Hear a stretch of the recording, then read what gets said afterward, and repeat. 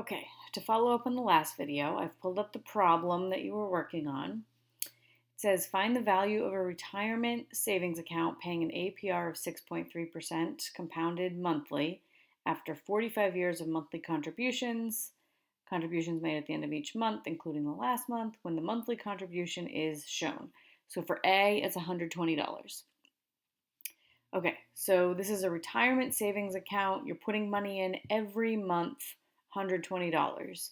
So this is the financial formulas reference sheet at the front of your packet. It's also attached to your take-home test number 3.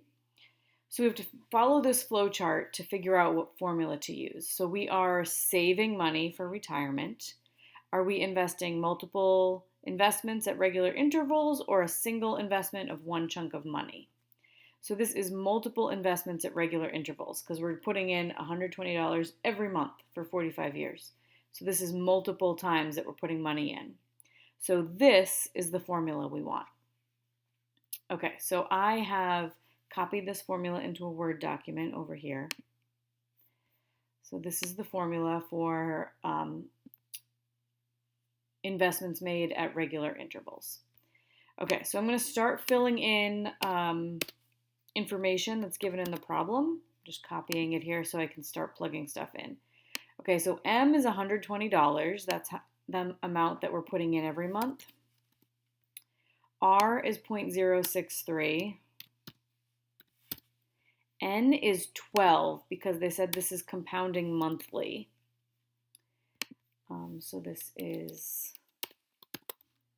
12 for N, and then T is 45. T is time in years.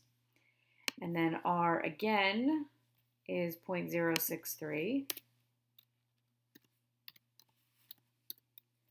And N is 12. So that is what we should be trying to type into the calculator. So before I do that, I want to pull up the image that you sent me of what you were typing into the calculator. So it looks like you missed right here in the 0.063. That should actually be over 12. And 12 times 45 is not 1,540, but only 540. So there's a 1 here that doesn't belong. But what is missing is this -1. There should be a -1 right here. So the formula that you were entering in was incorrect. So we're going to get rid of that for now. I'm going to pull up the calculator and show you how to type this in.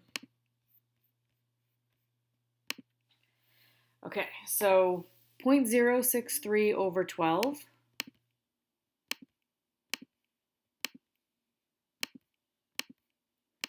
is 0.00525. So I'm going to copy this formula and I'm going to replace this and this, the 0.063s over 12s, with 0.00525.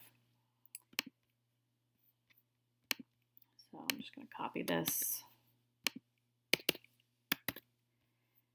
And this is 0.00525. Yep.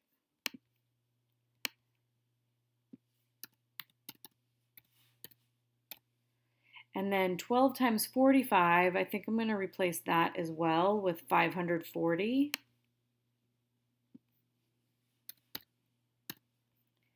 And yeah, if you can't do that in your head, just pull up your calculator, clear what's in there. 12 times 45, 540. Okay, so next I'm going to try to follow the order of operations. So in this complicated expression, I want to do what's inside the innermost parentheses first. So I'm going to add my 1 and my 0.00525.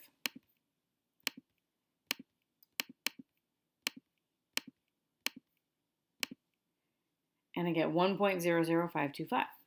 Next in the order of operations after parentheses comes exponents. So I'm going to raise that number to the 540. So this little caret, that's the exponent. It's the same on your calculator. This isn't the exact same calculator, but it's very close. So raised to the 540.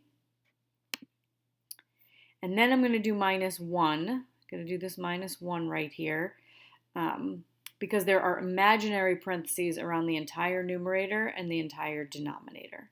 So I'm going to do the whole numerator before I do the division. So what I just had, minus 1. And then a fraction bar is really a division sign, so I'm going to do divided by the denominator, 0.00525. And I get 3029.44, and I have to multiply that number. That is all of this big bracket. I've done everything in here.